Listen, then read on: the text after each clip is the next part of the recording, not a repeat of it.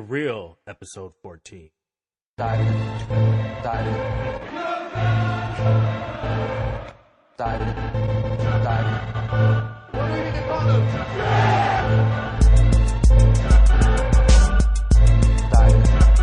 Dive in. He's not a man. There's nothing more to say. Diving in. Aye, diving for glory back at ya. Club football is back, and so are we. It's your host, Corciola, Sir Solomon. What's good? Yep. Yeah. This week we got derbies galore. Another Premier League manager meets the guillotine. Closer look at Pacha's Big Six away failures and a World Cup qualifier recap. Man, jerseys, tug, boots, lace. Please bring the proper ball because it's time to go. Alright, we're going to start in England. It's a huge match. The North London Derby. Tottenham away at Arsenal. This came out with with some would say an unexpected result. Arsenal 2-0. Tell us a little bit about it, Sir Solomon. Derby matches, by definition, are unpredictable, so it wasn't that surprising, but it looked like Arsenal came out and just had an easy time of it against the Tottenham team that has, over the last year and some, been the better of the two teams. And that part was quite surprising. I thought the game would be more physical and with Tottenham bossing it, but Arsenal came out and with less possession, Tottenham had 56% possession. With less possession, Arsenal managed to control the tempo of the game. Yeah, the one criticism of Arsenal over the past few years with Arsene is like they come out and they lay down sometimes. They don't have the intensity, and that was not the case this game. Like, they definitely seem to be the more active team. It's very rare that you see Arsenal being the team that wants it more. They won the wants it prize, Mesut Ozil had 2 sliding tackles recorded in this game. I think he might have 2 his whole Arsenal career so far before that. That's how turned up they were.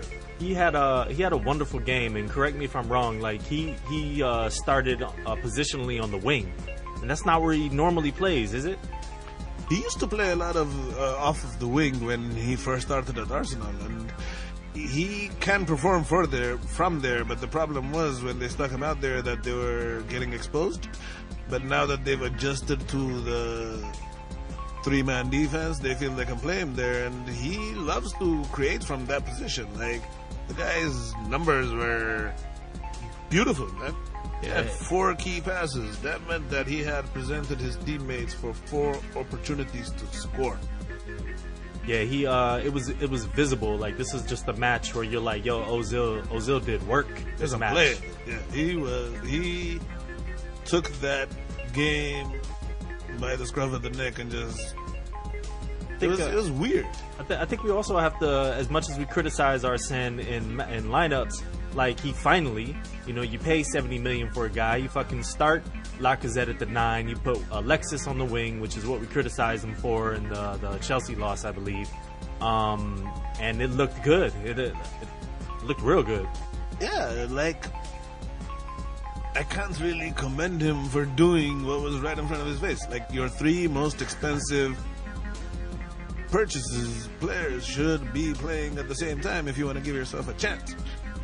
Especially when you're a team who is derided for not spending enough. Like, those 3 guys are level above what else you have. So if they're not playing together, and instead you're playing Alex Iwobi, whose greatest accomplishment is that he's JJ Okocha's nephew, like, that's ridiculous. Yeah, when Iwobi came in, he immediately gave the ball away. I was just like, this dude's not, like, no, there's no way he should be starting in the big matches. He murked your boy at the on the friendlies though. Otamendi, yes, he did.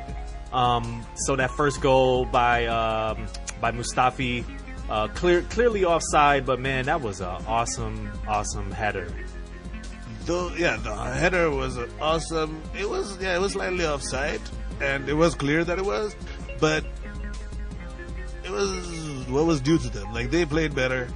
They created the chances. Tottenham had possession, but their possession did not lead to No, and I was actually floored when I saw that they dominated possession, because by watching that match, their passing was so poor. They gave the ball away so many times. It's just ridiculous. Like,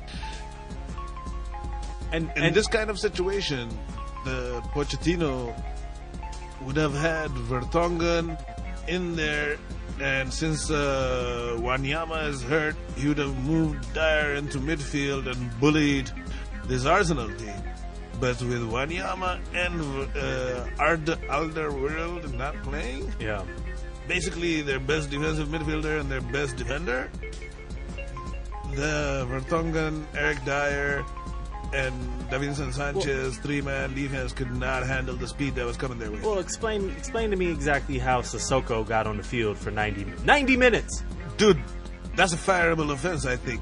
Dude, that was terrible, dude. He offered nothing, But that is what he will tell you. He offers nothing. Well, it's not his fault. Like, why is he playing? Oh man, I mean, and you saw immediately once he brought Winks in, once he brought Son in, like they looked a little bit more lively. The coaches, managers these days, it's almost like it has all of a sudden become dogma that if you're playing an away game against a big team, you can only play one forward. And so he put some fake ass 3-5-2 with Dele Alli as quote unquote the second forward, but it's really 5-4-1 with just Kane alone. It's this game more than anything needed Son's speed. Yep. Tottenham was ran off the fucking field with their Ferrari parked. Man, and I mean, as soon as Winks got in the game, I mean, he immediately settled that, he immediately was the barometer or the needle, and just kind of kept pace, just gave that, he was the link-up play that they were missing, man. And imagine like that.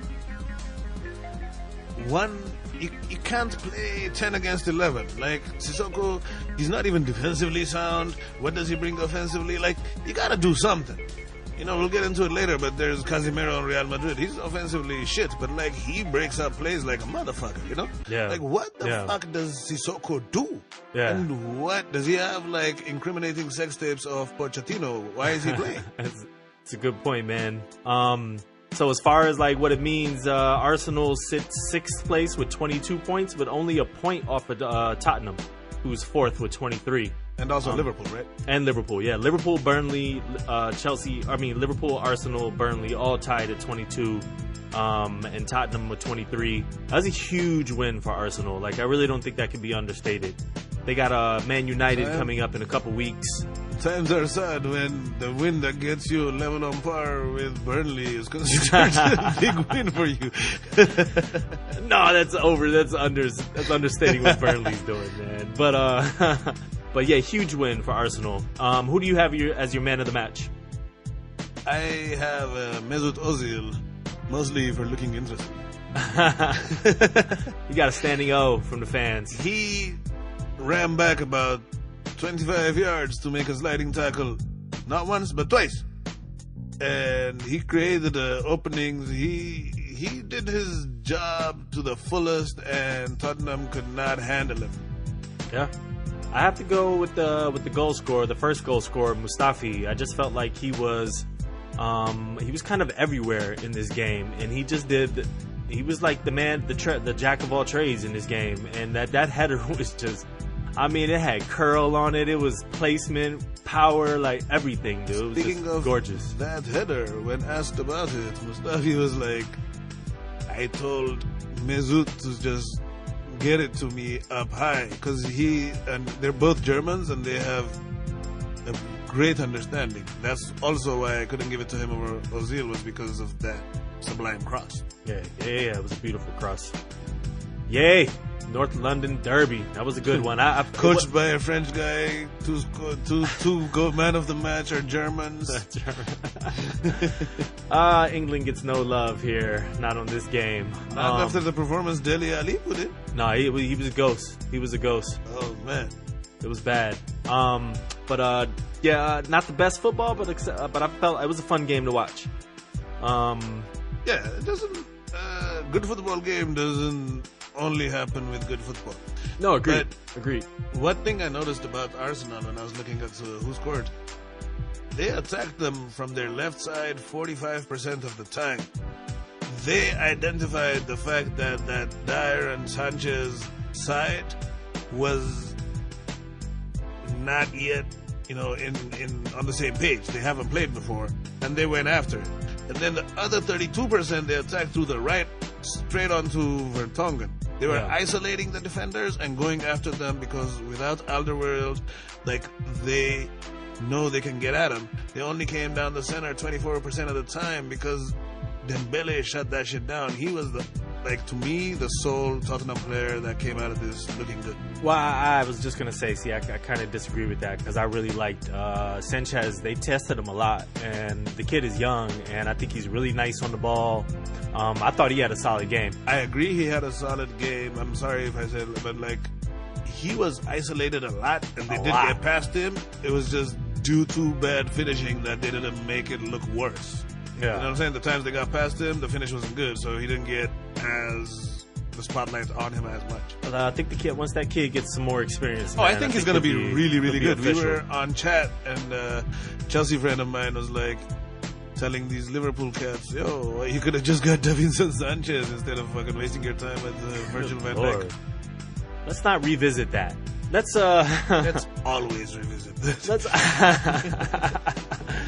Oh man, we're gonna change it up, man. We're gonna head to the Madrid Derby. Real Madrid at Atletico. This surprisingly or unsurprisingly or typically finished off at a 0-0 draw. This Very surprisingly, because it's the first 0-0 draw in this game since 2005. Oh, nice. In the league. I'm sorry, in the league. Okay. All right. I mean, so technically, or not even technically, but would you consider this a victory for Atletico? No, I would consider this a victory for Barcelona and Valencia. Yeah, there you go. 3 against 4 played, and nobody came out winning. That is not good for any... it would be considered a victory somewhat for Atletico if they hadn't been dropping so many points this season. They needed the points just as much as Real Madrid. Yep. And they both played in a manner that showed that neither one deserved 3 points. They if they could give points for that game from what they already had, I would be happy. If they were giving away points on fouls and yellow cards, Atletico would have won this 4-0. 6 yellows, 21 fouls to Real Madrid 6. It got physical, needless to say. Yes. And that is why a person called Casimiro gets 8.1 on who scored. It's because that game was a brawl. There was very little football to be seen. Luka Modric, I think he was celebrating World Cup qualifications a little too much. He didn't look like himself. Marcelo has kind of not looked like himself as much this past few games.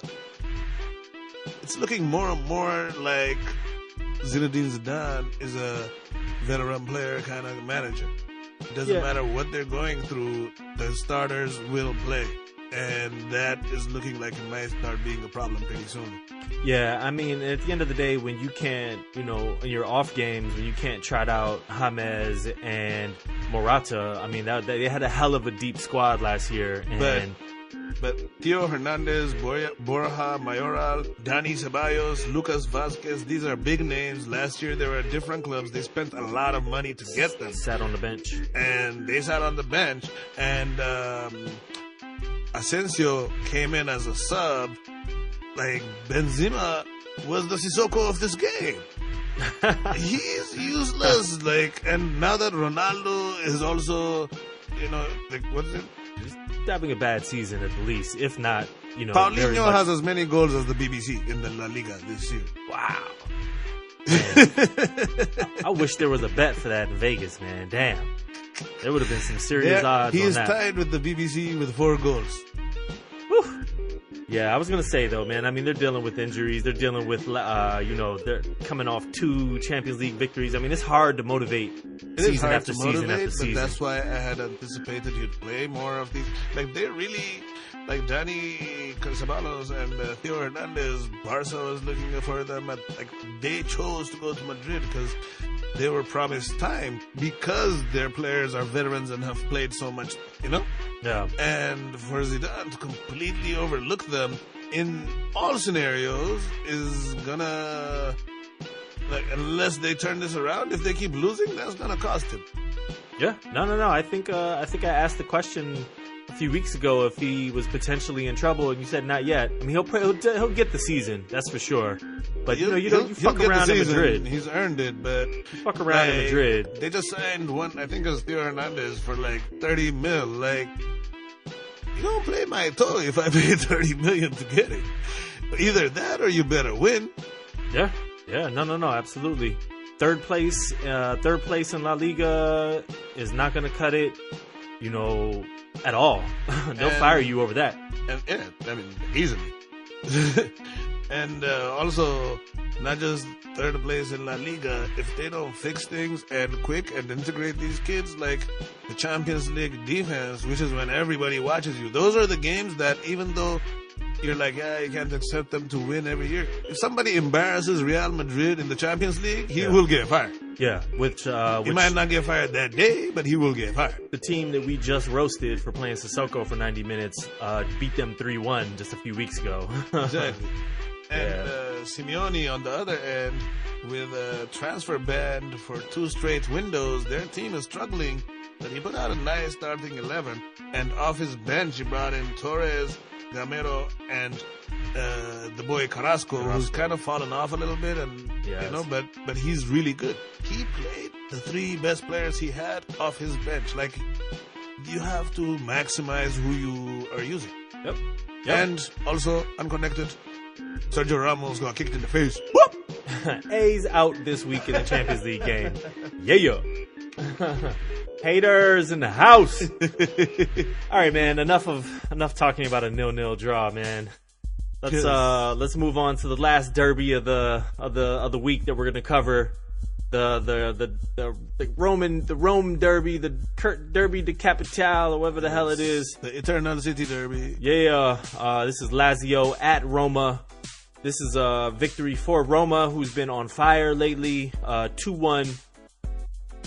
Eusebio Di Francesco, Roma's coach, and every time we mention them, which, since they've been impressive, we've been talking about Roma quite a bit, and I always mention the coach's name because he is driving his team and creating this 4-3-3 system that he sticks to whoever he has available, so that everybody's used to playing it, and every week they're looking better and better. The strike force of Perotti, Dzeko, and El Shaarawy can be matched with anybody in Italy. They're fast, they finish, Perotti is an absolute dribbling machine. Like, he's a beauty to watch. Okay. Then he follows that up behind them with Rossi, Strootman, and Nangolan. That's the bite. Yeah, that's just monsters right there. They harassed the living shit out of the 5-man Lazio midfield. Nangolan, they're gonna be sleeping with nightlights on because of this guy.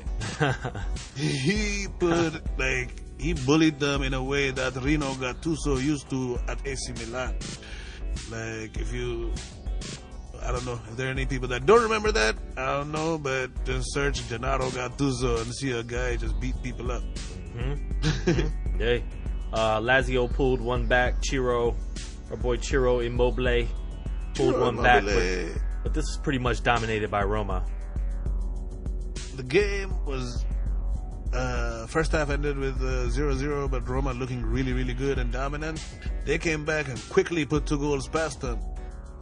That Ciro Immobile goal was a penalty that Kostas Manolas just had a boneheaded moment. And because of that, I mean, thanks for us, like, the game became extended and it looked like Lazio was in it. But Roma just came in, slapped them around, and they're like... Oh. Yeah, and just, for people who aren't even really familiar with Lazio, I mean, Lazio's solid, man. I think they made Champions League a couple years ago.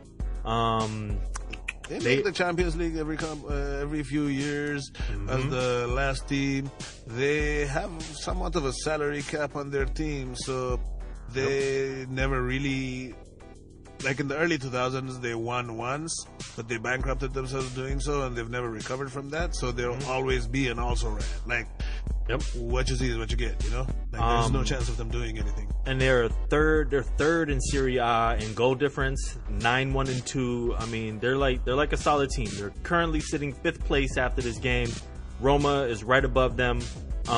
With 30 points with a 10-0-2 record. Agreed. So that was a pretty big match, big win for the Roma to keep pace. Because if you look at the quality of the two, Roma, with their 16 shots, they had 7 on target. They did not allow.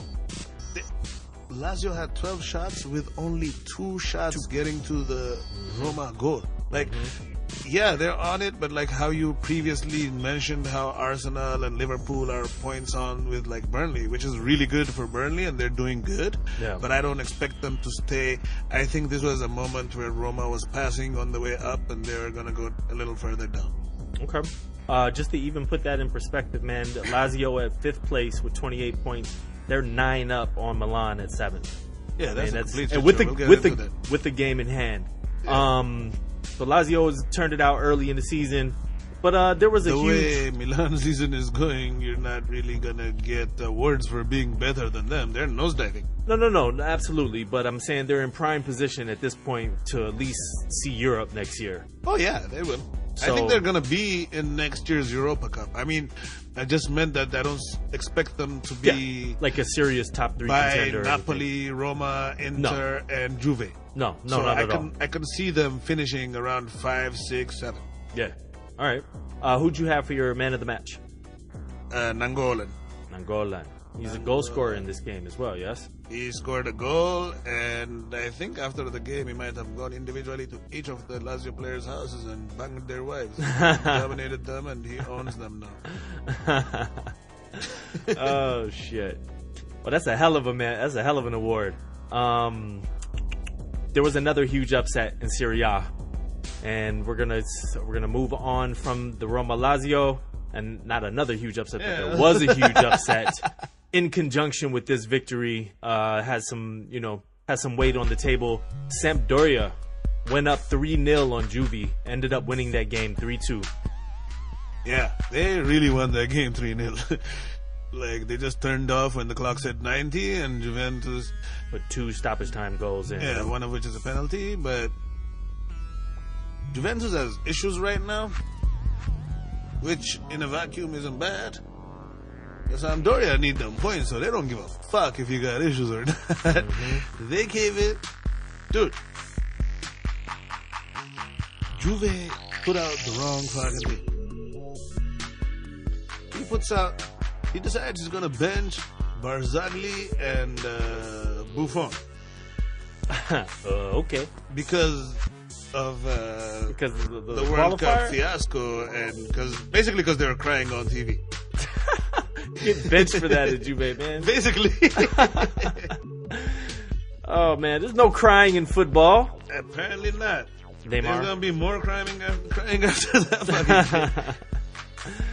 But the defense, Chiellini, first of all, in those qualifiers should have got sent off in both games, and in this game looked shit.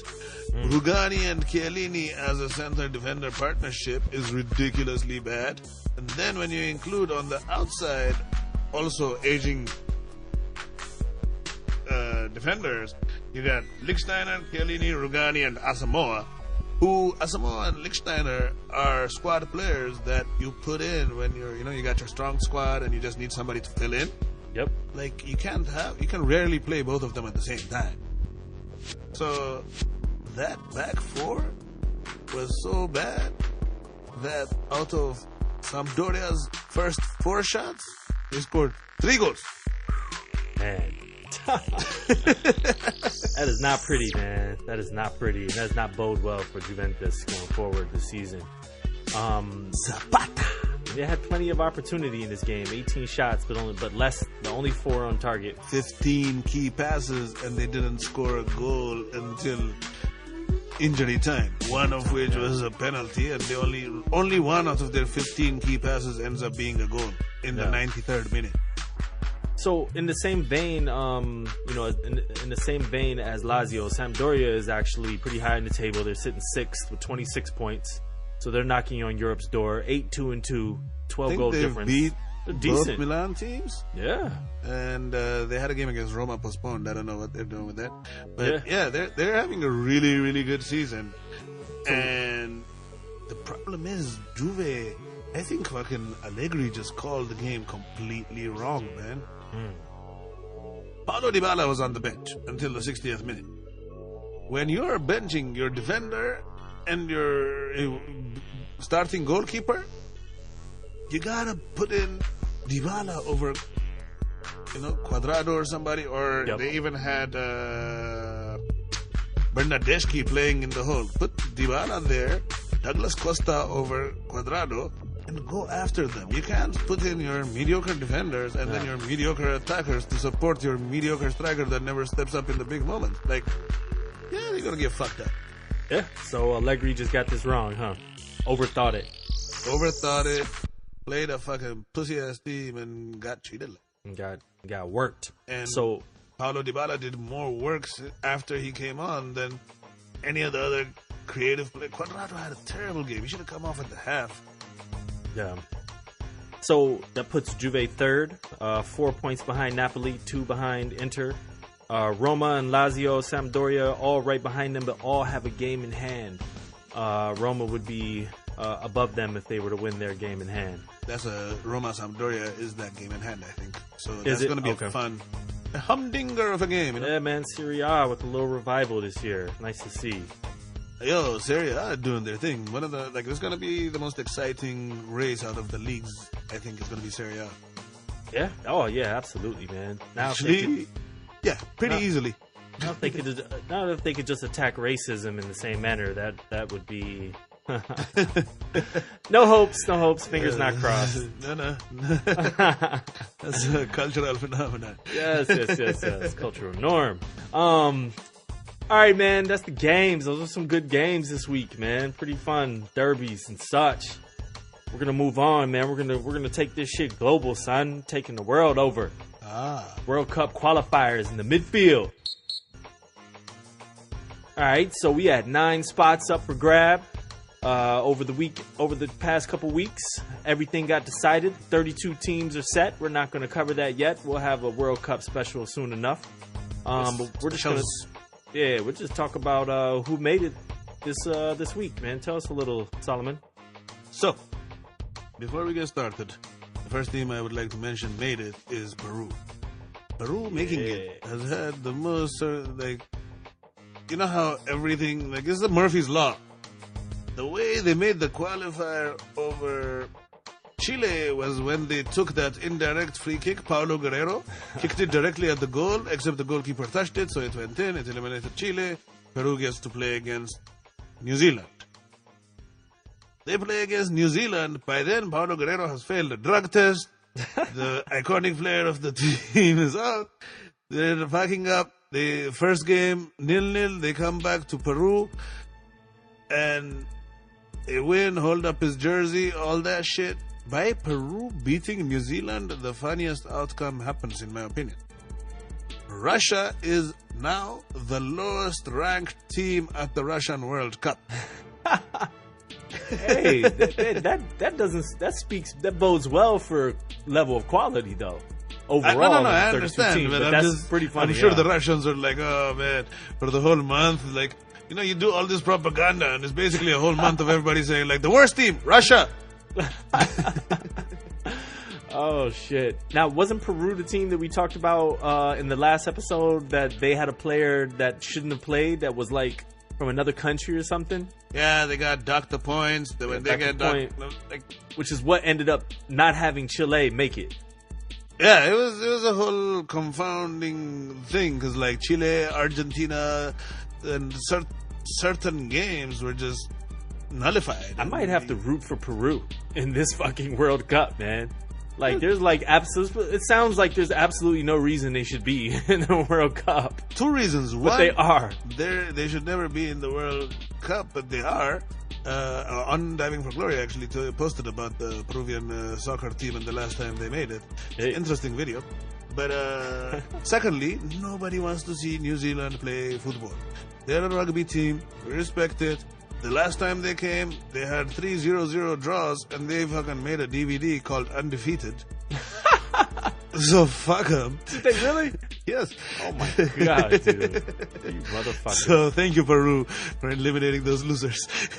No doubt. All right, man. So Peru's in the other intercontinental playoff. I sound like a Australia, which they beat Honduras, which, first of all, FIFA can go fuck themselves because Peru should have just played Honduras and Australia should have played New Zealand. It feels a little more better. Yeah. You know, but this didn't make any sense. By the time Australia had played against Honduras and got back to Sydney, the Peruvian team was in LA returning from New Zealand.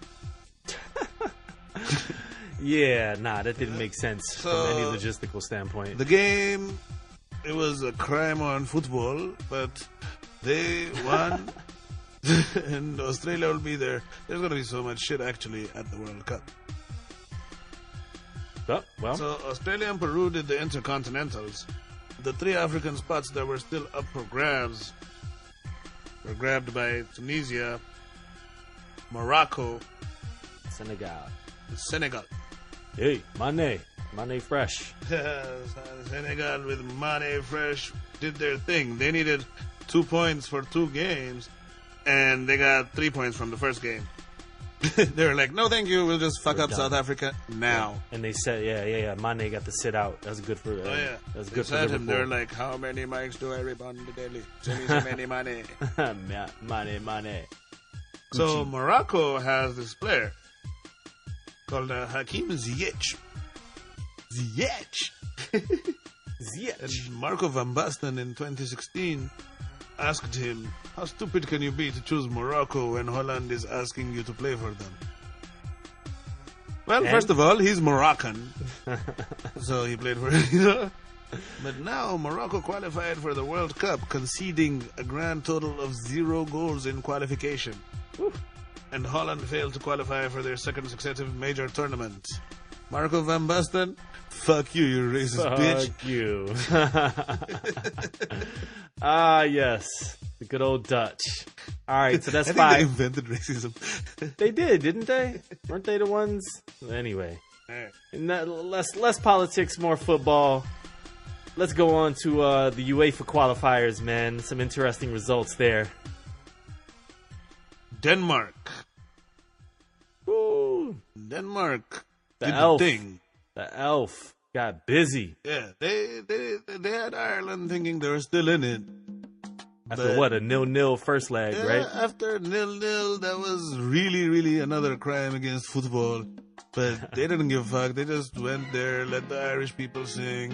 If you get ahead in one of those games, they'll throw shit at you. So they're like, we'll get you in Denmark. We'll Copenhagen you. Man. The fucking Tottenham's favorite elf came from Middle Earth. Yeah. And destroyed him. Yeah. He was unplayable. And the coach, I was listening to on The Guardian, actually, the coach completely fucked up because he was playing with a double pivot and decided not to do it and took out both holding midfielders, allowing Eriksson to just enjoy himself. Yeah. So that happened. This is actually a game, after a 0-0 draw that Republic of Ireland actually went up 1-0 within 6 minutes from, of course, a guy named Shane Duffy. So I mean, Denmark to come back. His to family smash owns Duff Beer on the Simpsons. I know, right? But Denmark come back and just smashed them 5-1. Even a Bentner sighting at that, dude. Lord Bentner in the house. What? Yeah, straight going to the World domination. Cup. Lord Bentner, the greatest striker the world has ever seen. So also UEFA, Croatia just outclassed Greece. Yes, Greece should never have been there. It's a testament to how far Greek football has come that they're even playing playoffs, and they're happy with just not being the embarrassment of the team that they are. Didn't Greece do? They won Euro. Euro that like was 04 or in some shit, Portugal, 06 but or that something? was very similar to Leicester winning the Premier League. Like nobody expected that to happen. Let's put it this way: their semi-final against Czech Republic. Czech Republic won the shooting battle by 33-3. Czech. Damn. Okay, so sometimes it's just meant to win games. It just happens, man. Yeah. So totally outclassed. Croatia just fucking embarrassed them in the first game. 4-1. They embarrassed themselves. Yeah, that was the defending. bad. The defending, dude. Yes, it was. It was horrible. You're embarrassing dude. yourself. It was horrible, dude. That's a good point. They're ready to go home. You know, the Greeks. If you look at Mr. Panos, he says we don't work the whole summer. We have to take a break. You know. Oh man, Switzerland, another drab, 0-0 draw. Northern Ireland after a 1-0 first leg. Yeah, fake penalty, man. Like Ireland should feel hard done, but better Switzerland than Ireland make it. Yeah. But I expected Switzerland to beat Ireland in a better manner. Northern Ireland, sir. Northern Ireland. Yes, Southern Ireland. I call them. How does that even anyway? All right, Switzerland, and then we saved the best for last, man. And I got a good question about this one, but let's talk about Sweden in the 1-0 aggregate over Italy. No Italy for the first time in 59 years. 4-time World Cup winners will not be playing. Buffon done. Yes, Buffon crying like a little bitch. Done. Done. Had you not come back, homie, you wouldn't have had this, and Messi would have never scored on you. Why'd you even come back, man? You could have retired, dude. Messi scored a bit nice too. He's like, Yeah. So he was crying on fucking national TV, but like the Italian situation is clearly like they were completely dominated. Chiellini should have been sent off in both games. In the second game, Sweden had 2 clear penalties and Italy had 1 that weren't given. But Sweden would have put the game away with Italy having 10 men and Chiellini like being sent off and them having scored a penalty and just put it away. Sweden were that much better. Mr. Coach, the Italian manager, I don't really need to remember his name, he got shit canned. As did the fucking head of the FA, he had to step down. This is how embarrassing they are, because this guy was so out of his depth. If you look at the second leg, he turns around to the Ventura. Sorry. He turns around to the bench and tells De Rossi to start warming up, and he looks at him and he goes, "We don't need a tie." Insigne is sitting right there, and De Rossi points to him. He's like, "Put him in." The players have been having meetings and practices by themselves because they feel that this guy is out of his depth. Wow, that's amazing. I just want to put it in perspective. Oh, and then when they asked him after the game, he was like, "I have one of the best winning percentages in Italian football history." Never mind that the last time Italy didn't make the World Cup was like right after the World War. Dude, he's drinking that Trump juice, son. What the hell? Dude, 27 shots to 4 in the second leg, Italy to Sweden. But it was a frantic effort. They should have put a goal in, though, man. Yeah, but they weren't. It was, you know what, the coach, the first leg, he played Verratti. Verratti played terribly. Verratti actually gets a yellow card and he's suspended. And in the front line, he has Insigne, who is one of the only player on the Italy national team that's considered one of the top 100 players by people that rank their actual value currently, is Lorenzo Insigne. So he was starting, but his club teammate that makes the most passes in all of Europe, well, he's at Napoli, Juninho, because I think he has Brazilian heritage, he just decided not to play him. And then the second leg, because Verratti gets suspended, he switches up the formation, brings in Juninho, and now decides to sit Insigne. Terrible, son. And you lose your job for that. Basically. That's what happens. I want to ask you this question, and then we're going to move on. All right. Is it a bigger shock that Italy didn't make it or the U.S. doesn't make it? The U.S. I thought so too, man. The U.S. did not even make the playoffs. Dude, Like Honduras made the playoffs and then got knocked out. Like they didn't even make the final qualification. Dude, thank you. I had a discussion with a friend, dude, and he's trying to tell. I'm like, no. I was like, dude, there's 6 teams. They had to finish 4th just for a playoff. Like, no. This is a bigger shock. No. And they lost to the 6th team at the final game. Like, it's not like they played Mexico in the last game either. Exactly, dude. Oh my God, dude, they lost the. Oh man, No, that was a complete embarrassment. Absolutely. Italy, yeah, they should be embarrassed, but no. Yes. I think actually even Holland ahead of Italy. Yeah, You know. yeah, because Holland didn't even get to the playoff. Yeah, but when you look at the Italian team, there's so many people in the 30s. You're like, is these the players or their managers? Like, why are you playing? That's why De Rossi was the manager. So. Yeah, he was like, no, I'll take over from here. I got this. You put him in, man. He said we're not going for a tie. All right, man. On from one fired coach to more fired coaches.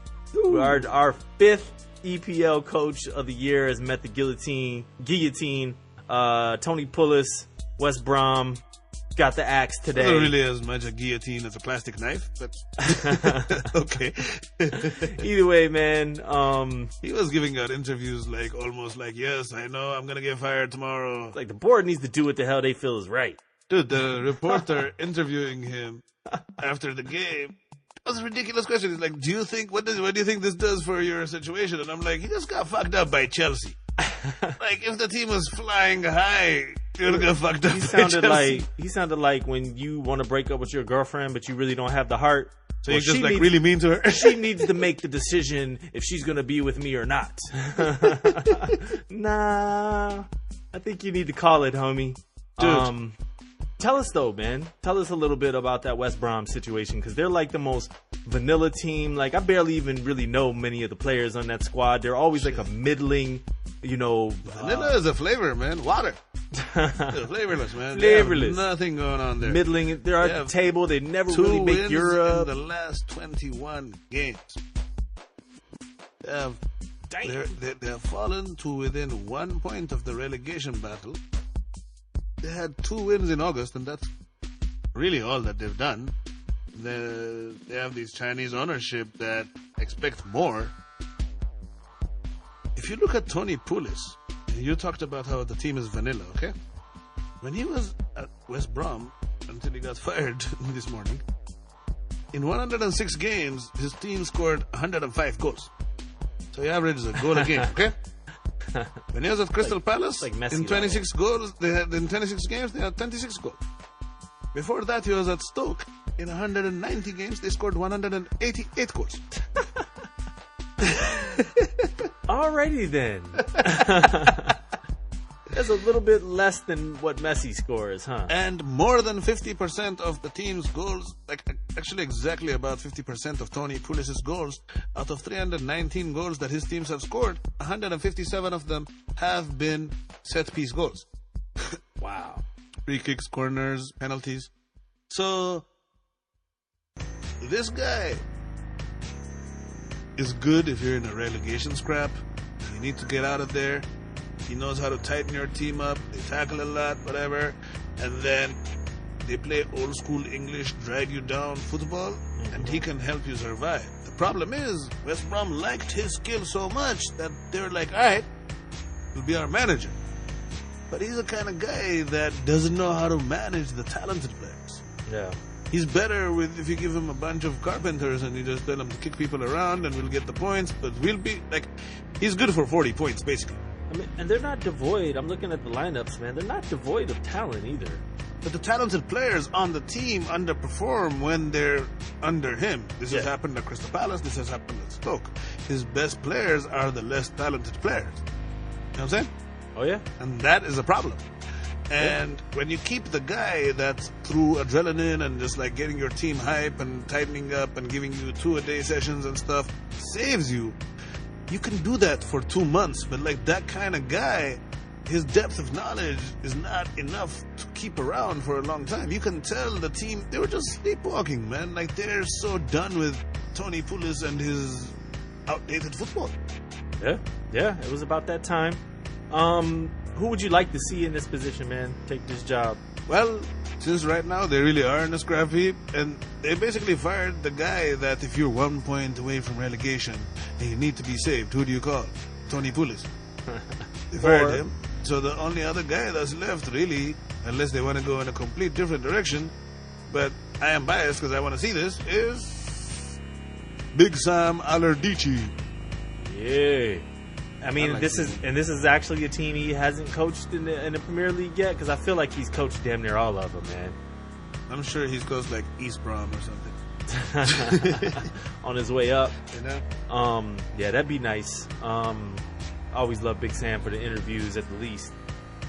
And you'd get him to play. Like, Absolutely. Big Sam is good at having 1 or 2 really good players and 9 workers, and he will give those 2 or 1 guy, like with JJ Okocha back in the day, Yuri Djorkaeff, even later, like guys like Nicolas Anelka. Like, he lets a star shine. As long as you do your part of it, he'll get other guys to work for you. Yeah. And they have that kind of situation where if he tightens up that team, they can survive. But they're 1 point away from relegation, with West Ham being right behind them. And West Ham has so much talent that they could mistakenly get points. You know what I'm saying? Yeah. And what's right above them is Everton. Everton is trying to work out a buyout to get the Watford coach. As soon as they do that, they're going to be on the rise. Like, West Brom's situation is dire. I still think they're going down. Okay, so that brings up a good question. Who do you? So you're almost a third of the way through the season. Who are you seeing for relegation? We had some other teams in this spot in our initial preview, but who are you seeing? Crystal Palace, Swansea, and West Brom. Okay, I don't know who I had. so previously. I need West to go Ham back. pulls out of it, huh? Yeah. David think- Moyes. It's not like, I mean, Chicharito.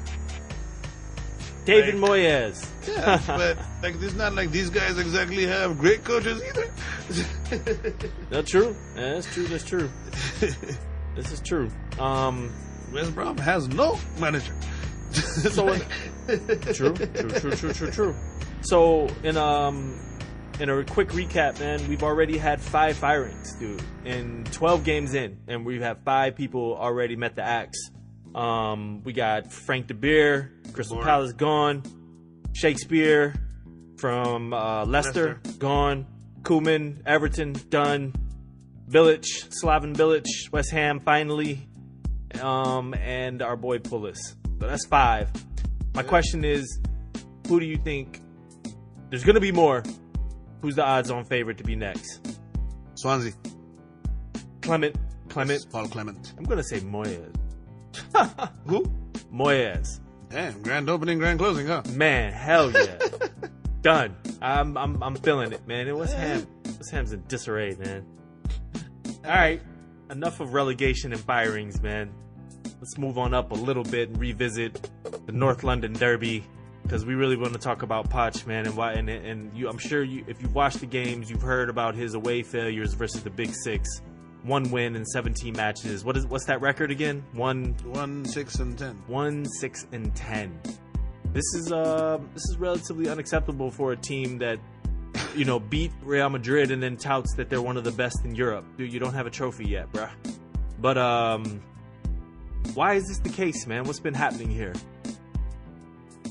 Tottenham, the way they're built, is underfunded team. They don't spend a lot. They have a lot of underpaid players, and the reason Mauricio Pochettino works so well is that when you're a team like that, tightening up, playing compact defense, and then having a couple of guys up front to break with speed and skill.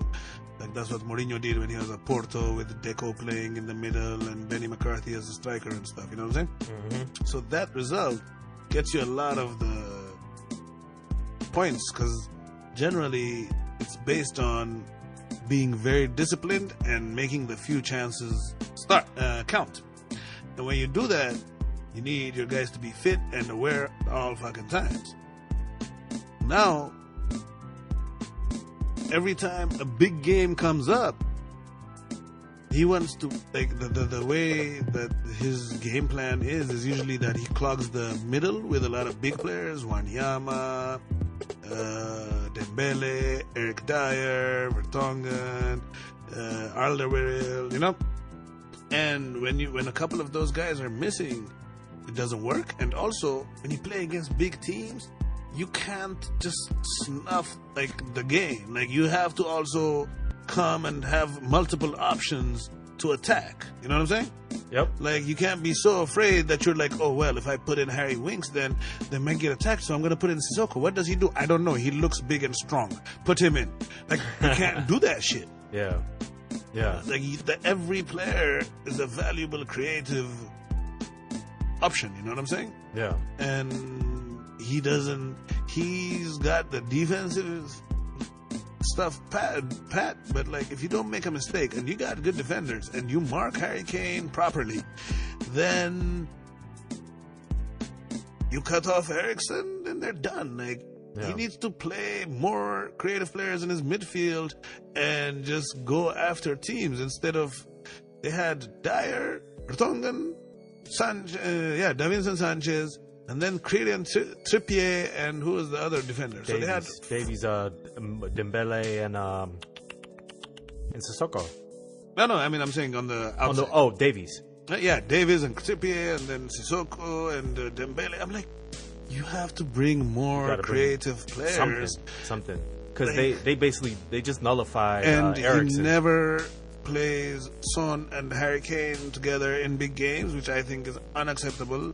Like, this guy is really good. He actually opens up a lot of ground for Harry Kane. Yeah. He needs to make it. Like, you've got this far, but like, you got a couple of classes before you got to graduate, homie. My Tottenham buddy said that Son not getting in earlier was an F for Poch. Yeah, I think he should have started. Yeah, absolutely. I think they got Sissoko, start him, and slide Dele Alli back into the midfield was my move, and then you could bring in Harry Winks as a sub, and that would be, you know. Another suggestion my buddy made was like move Trippier to the other side, bring in Aurier on that right, because they were getting worked on that side of the field, dude. That's the kind of game Aurier would have got sent off on. Oh, man. Punch somebody. Stout defender, man. For sure. So, the question I have, though, man, like, and, for in our talks or whatnot, you've been very, you've praised Pochettino a lot, and he's well deserved of it, man. Like, they had their highest finish ever last year, or not ever, but like in a very long time. Ever in the Premier League. Highest point total, right? Yeah. And ever in the Premier League. Yeah, the last 2 seasons have been their best Premier League season of their history. Yeah. We're not talking about first division, just Premier League. Yeah. So, with all that being said, there's a lot of people, including yourself, you would tip him, you'd like to see him at a team like United or whatnot. Do you think he would be ready for that, man? This is not the type of results that will cut it at a big team. I think that you have to have more. I mean, these days you get people for potential. So if United were to get somehow rid of Mourinho and the opening was available, you'd have to look at it. You can't wait until he's ready, Yeah. But do I think Sir Alex wasn't the guy that Sir Alex you become the guy, you know? Like, but I think, he'd be good, and I think he'd adjust to having more players available. I think the reason he plays such a pussy-clad team is because he got a bunch of pussy-clad players. Yeah, but he definitely, we looked at their preseason signings and we're like, yo, if Liverpool had made these signings, it'd have been awesome. If they had made Liverpool signings, that'd have been awesome. Exactly. Like, they needed a little bit more dynamicism, a little more creativity, man.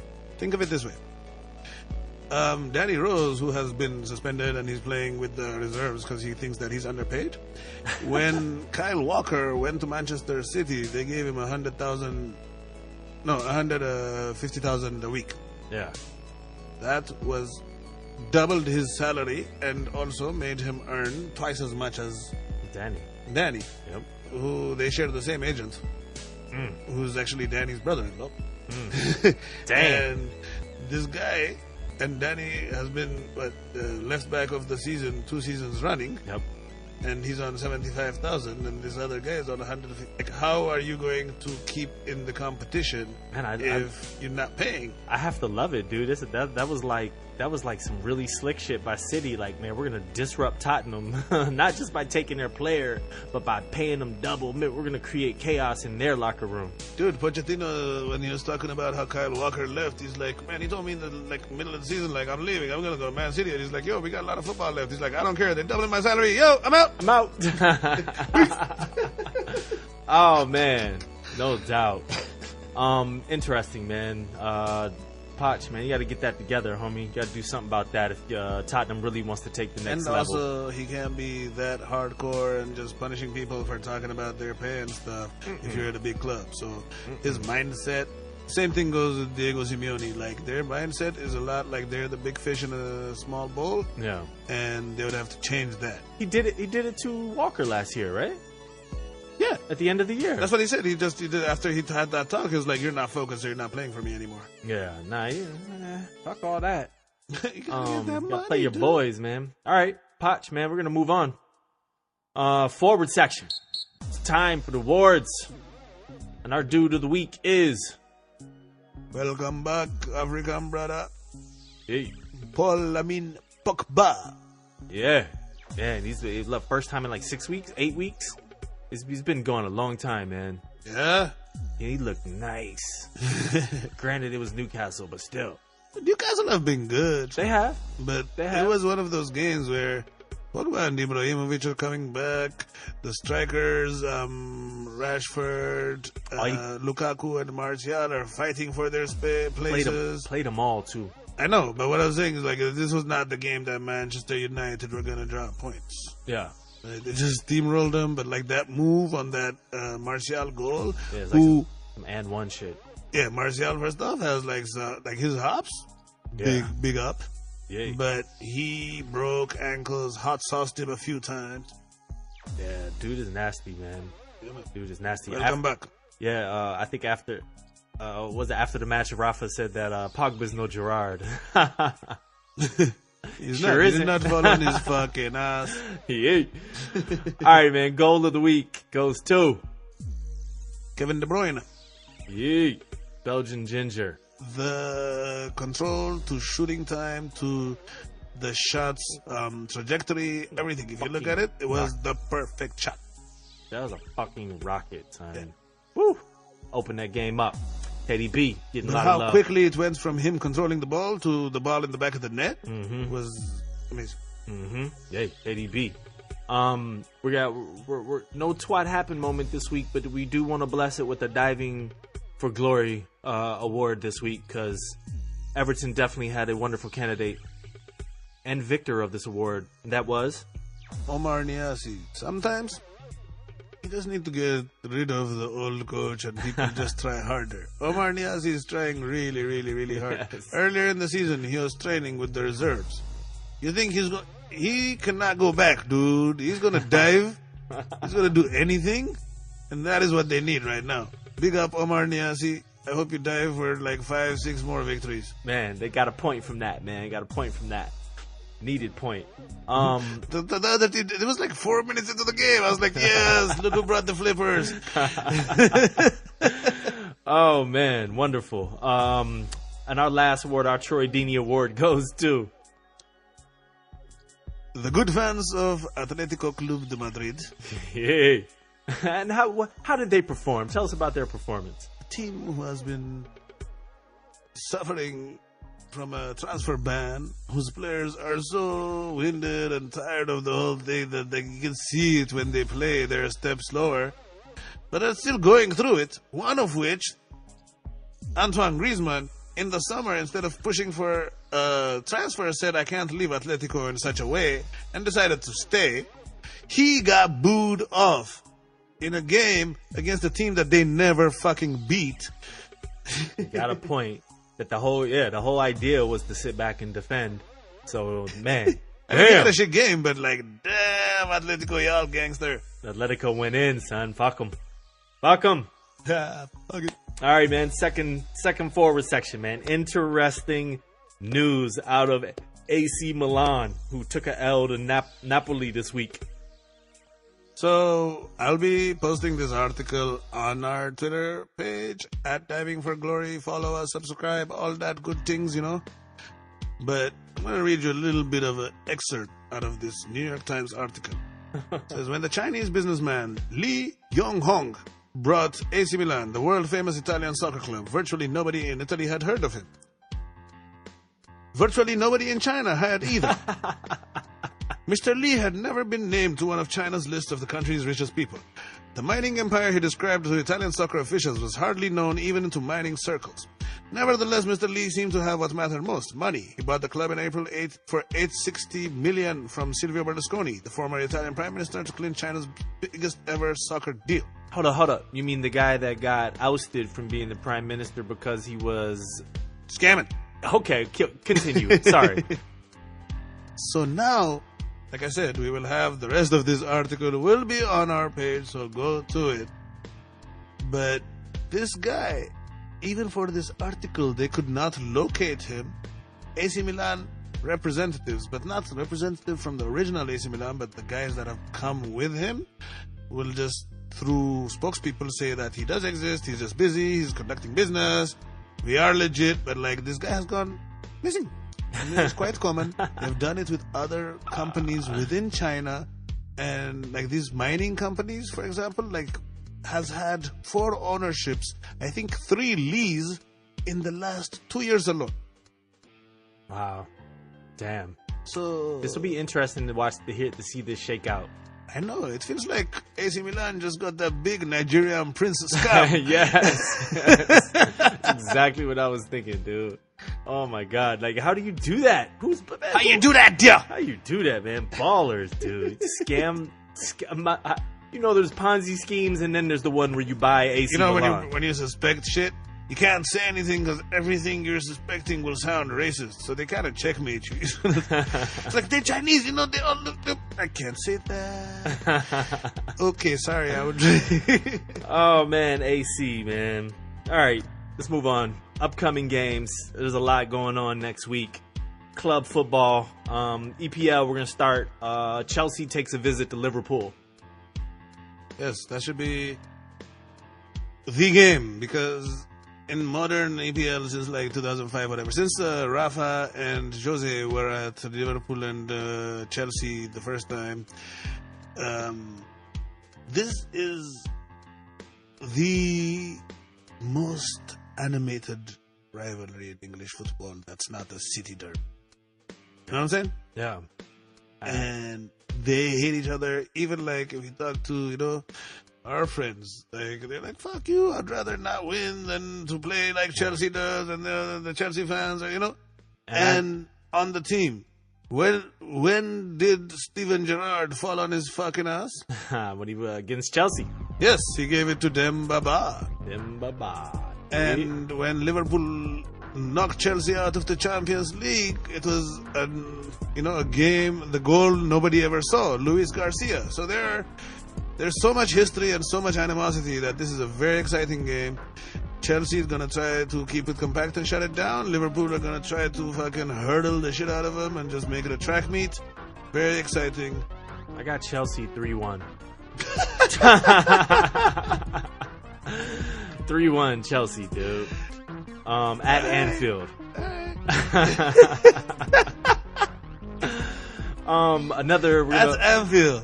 At Anfield, dude. Wow. No faith, homie. Chelsea been on a little bit of a tear lately. I'll say 3-2 Chelsea. 3-2. Okay, no doubt. I don't think they're gonna hold Liverpool down like that. Yeah.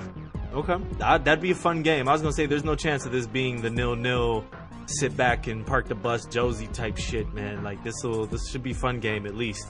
Yeah. A pretty big game in La Liga. Actually, a very big game. 1 versus 2. Valencia at home against Barcelona. Valencia in second place, still undefeated in the league.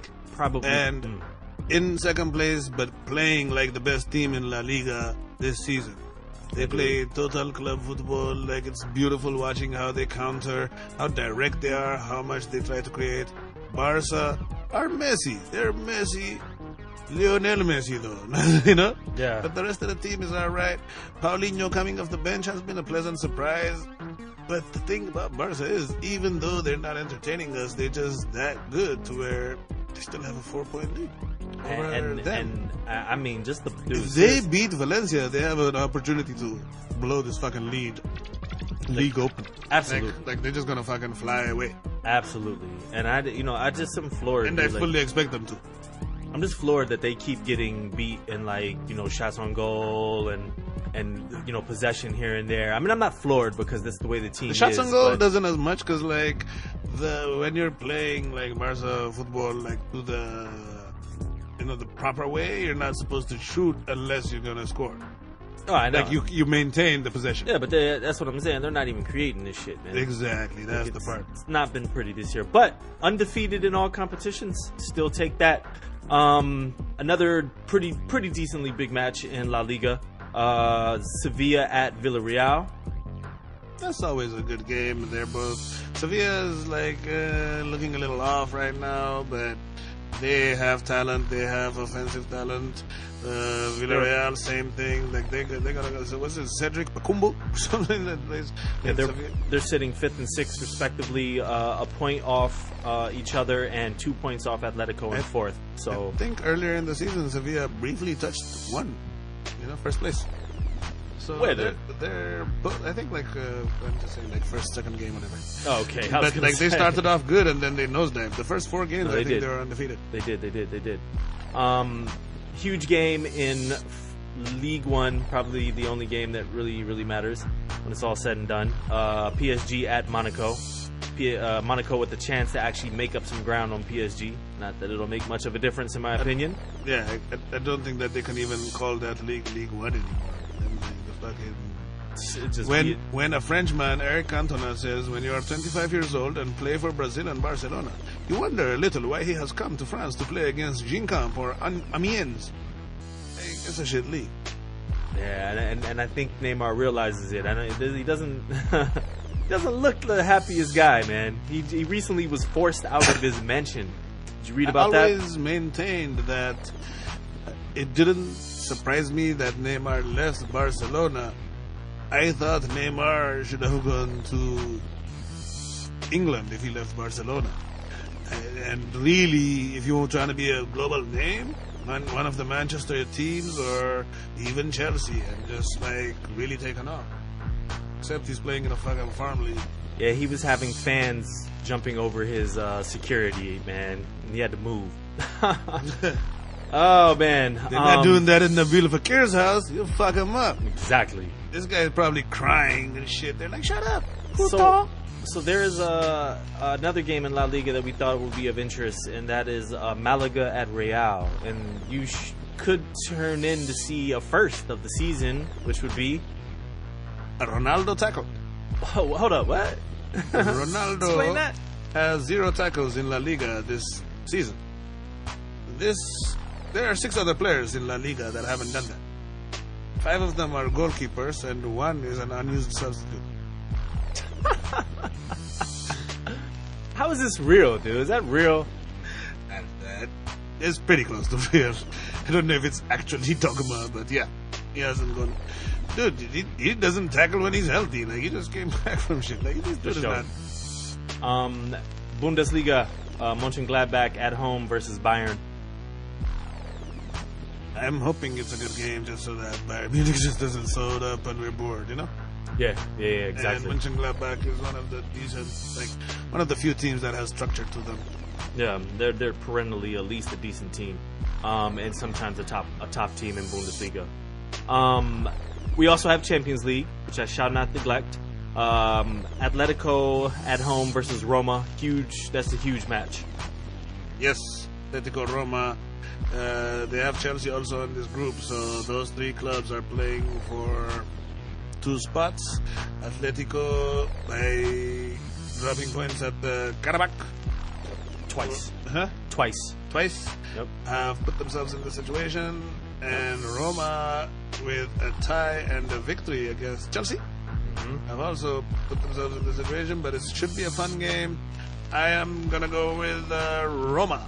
Yeah, the way they've been looking, absolutely. Juve Barca. They're both going to make it out the group more than likely, but it's still a matchup that you always have to mention. The other matchup I wanted to mention was Napoli at home versus Shakhtar. I'm sitting up here thinking, yo, Napoli, they're going to be tough in the group stage. Napoli will be eliminated if they do not win this game. A draw will not do. They must win the game, but if they win the game, they'll be in prime position to sneak Shakhtar in the last day. Shakhtar, the one thing about some of these smaller teams that you see in the Champions League is that coming from Ukraine, Shakhtar or Dynamo Kiev, right? So they have a lot of experience. They're not the team you want to meet in a win or go home situation. No, and they've been playing well. They've been playing well. Didn't they already beat them? No, they're not. No, I said, didn't they already beat them once? Oh, yes, they did. Yeah. Yes, they did. Yep. Okay. So we will go a little bit more in depth probably for the next round, which will be the last match day of Champions League. With all that being said, man, that's a wrap. Yes, that's the match. Good to be back. Man, another one in the books. Nothing but victories this way. D4G Invincibles. Yay! Peace. Man, don't forget, Diving for Glory posts every Tuesday on iTunes and divingforglory.com. Follow us on Facebook and Twitter at Diving for Glory. That's FOR, hashtag Diving for Glory. Like us, tag us, add us, bring your opinions to the field. Until next week, Corciola, Sir Solomon. Appreciate you. Match. Diving.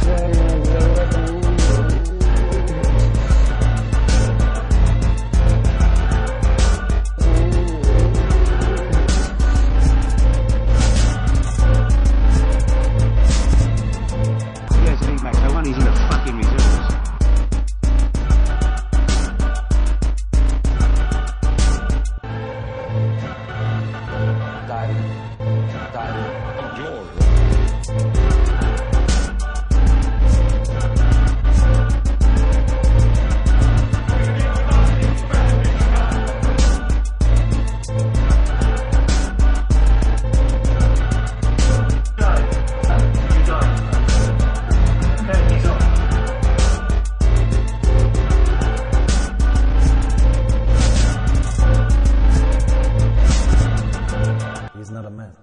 There's nothing more to say. Diving.